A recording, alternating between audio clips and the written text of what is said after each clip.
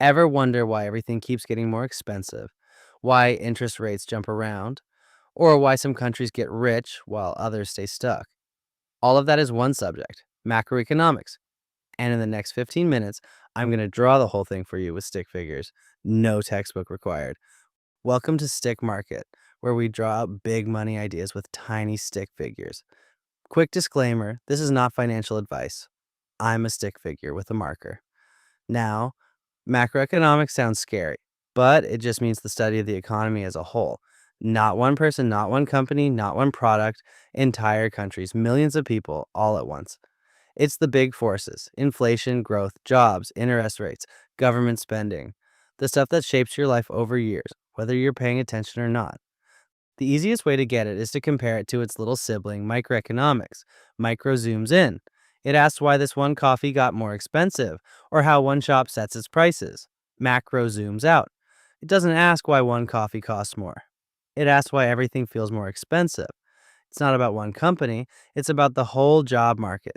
Micro is the tree, macro is the forest. Here's the one idea that unlocks everything: the economy is a system, and everything is connected. Watch this loop. A company produces something. To do that, it pays wages to workers. Those wages become income. That income gets spent on goods and services. That spending creates demand, and demand encourages companies to produce more. Round and round. Production, income, spending, production. Economists call it the circular flow. And here's why it matters. If any one part slows down, the whole circle feels it. Companies produce less, so workers earn less. So people spend less, so companies produce even less.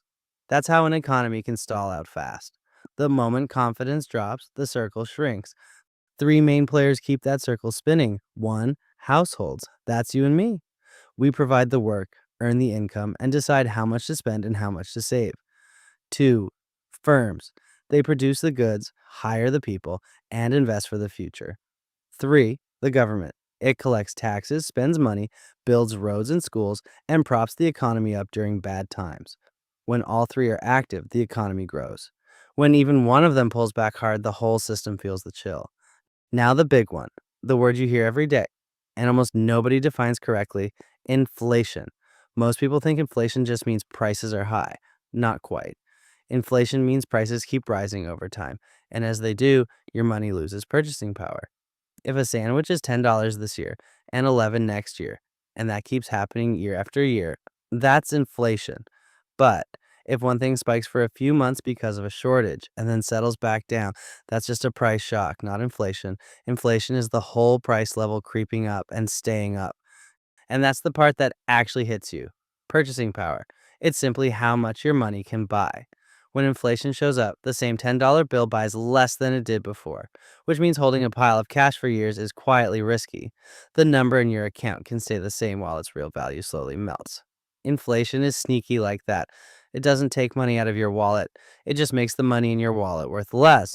So, how do we even track something that abstract? We use a tool called the Consumer Price Index, CPI. Picture a shopping basket filled with the stuff a typical household buys: food, rent, gas, transportation, healthcare. Every month, statisticians check the price of that exact basket. If the basket gets more expensive, inflation is rising. If it levels off, inflation is cooling. Now, one honest catch: the official number is an average for a typical household, and nobody is actually typical. If most of your money goes to rent and groceries and those are soaring, your personal inflation can be way higher than the headline. So, when the news says inflation is low, and your gut says no, it is not, you're not crazy. You're feeling your own personal inflation. Okay, where does inflation even come from? Four forces. One, demand pull. Everybody wants to buy more than the economy can make, so sellers raise prices. This is the boom kind, when jobs and confidence are high. Two, cost push or supply side. It gets more expensive to make things. Energy spikes, supply chains snarl, workers are scarce. So companies raise prices to protect themselves even if demand never grew. Three, monetary. When the supply of money grows faster than the supply of actual stuff, each dollar is chasing fewer goods, so each dollar is worth less. And four, my favorite expectations. If everyone believes prices will rise, workers demand raises, businesses pre hike their prices, shoppers buy now instead of later, and all that behavior makes inflation happen. Inflation is part math, part psychology. What does all that mean for you? In theory, wages rise with inflation. In reality, they usually lag behind. So for a while, your paycheck buys less. That's why inflation is sometimes called a hidden tax on savers. But here's a twist most people miss. If you have fixed rate debt, like a locked mortgage, inflation can quietly help you. You're paying back that loan with dollars that are worth less than when you borrowed them. The catch?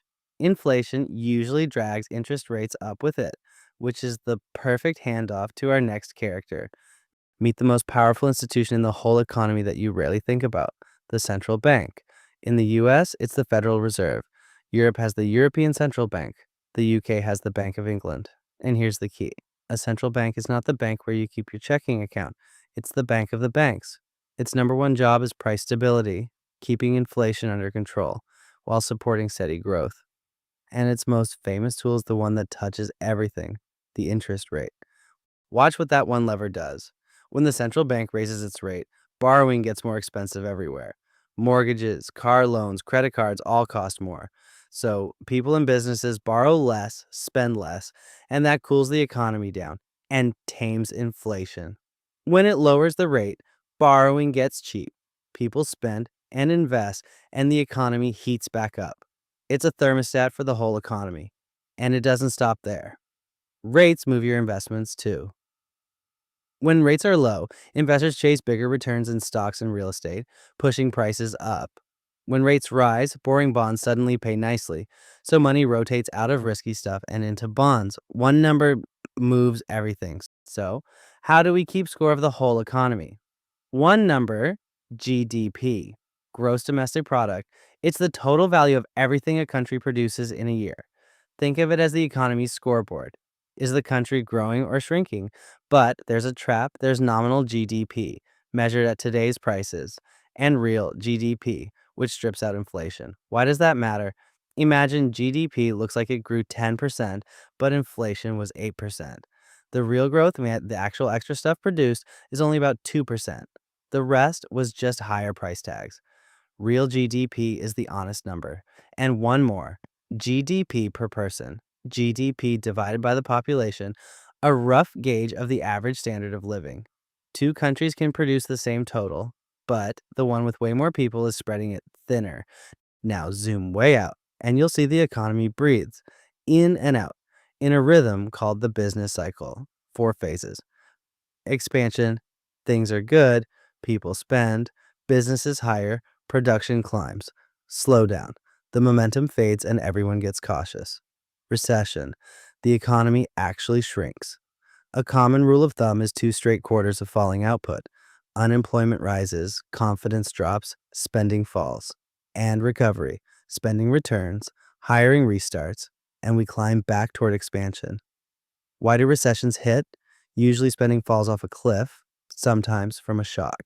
In 2008, housing prices collapsed, banks took huge losses, lending froze, and the economy seized up.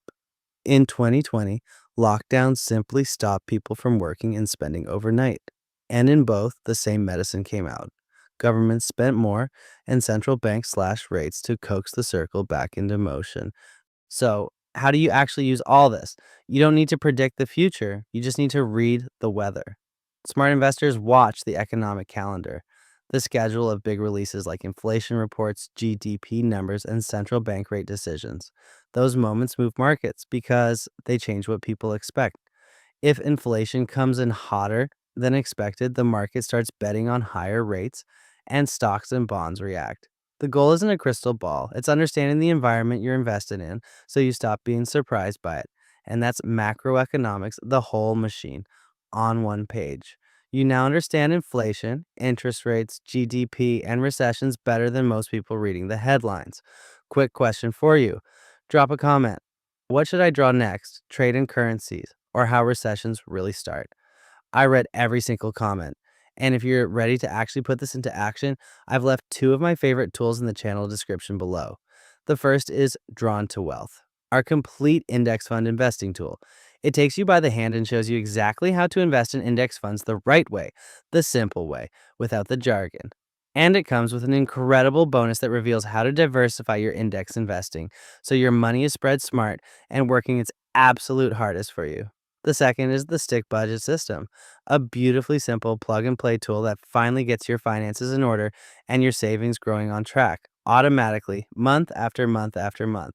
And the best part, you can grab them both together for one discounted bundle price. It's all waiting for you, right down in the description. Remember, you don't have to be an economist to understand the economy. You just have to see how the pieces connect. Subscribe to Stick Market and draw your own path to financial freedom, one line at a time.